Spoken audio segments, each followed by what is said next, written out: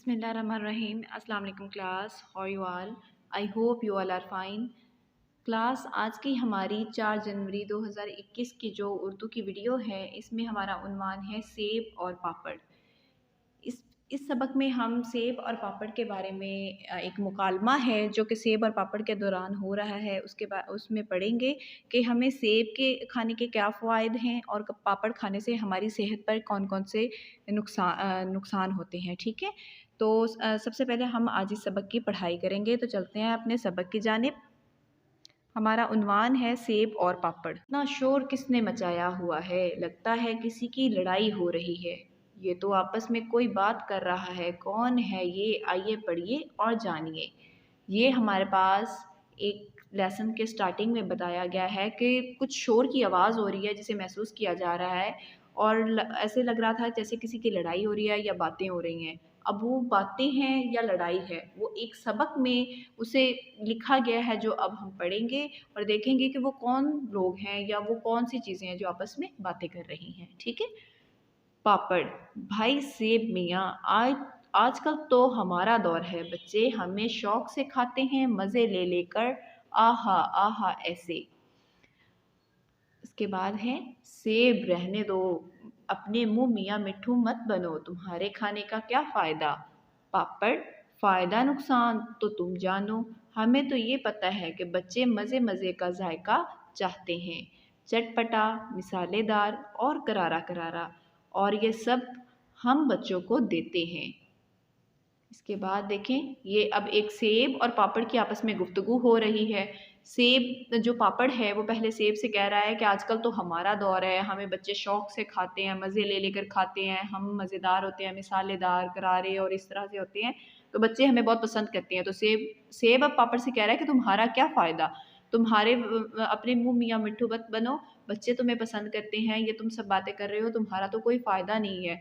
तो अब सेब जो पापड़ है वो इसे कह रहा है कि फ़ायदा नुकसान तो हमें नहीं पता, हमें तो बस ये पता है कि बच्चे हमें शौक से खाते हैं, हमें ख़रीदते हैं। ठीक है।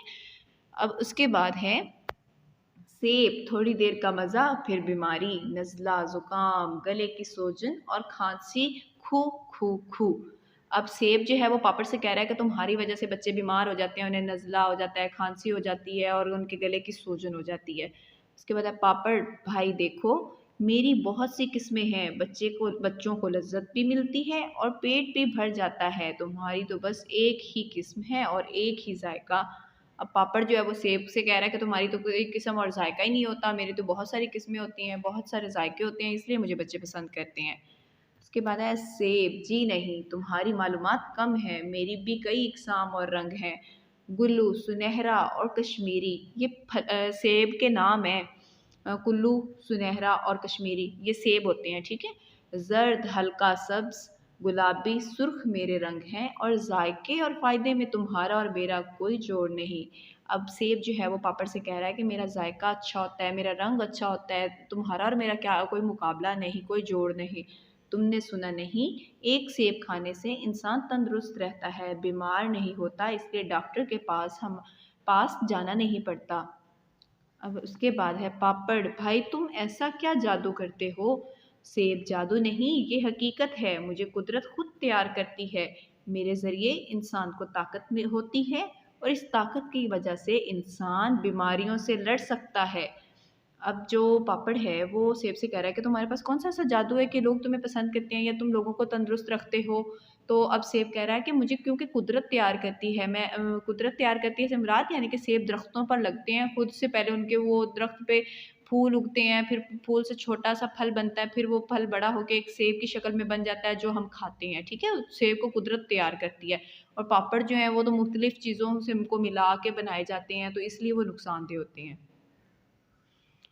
मुझे खाने से बच्चों का हाफ़िज़ा अच्छा होता है, अच्छी सेहत की वजह से अच्छी तरह खेल-कूद भी कर सकते हैं, मैं इंसान की सेहत की हिफ़ाज़त करता हूँ, मैं खून भी बनाता हूँ। अब ये सेब कह रहा है पापड़ से कि मैं तो खून भी बनाता हूँ, मैं बच्चों की सेहत की हिफ़ाज़त भी करता हूँ, बच्चे जब मुझे खाते हैं तो वो एक्टिव रहते हैं, खेल-कूद करते हैं। पापड़। ठीक है, तुम ये सब कुछ ज़रूर करते होगे, मगर बच्चे तो मुझे ही पसंद करते हैं ना।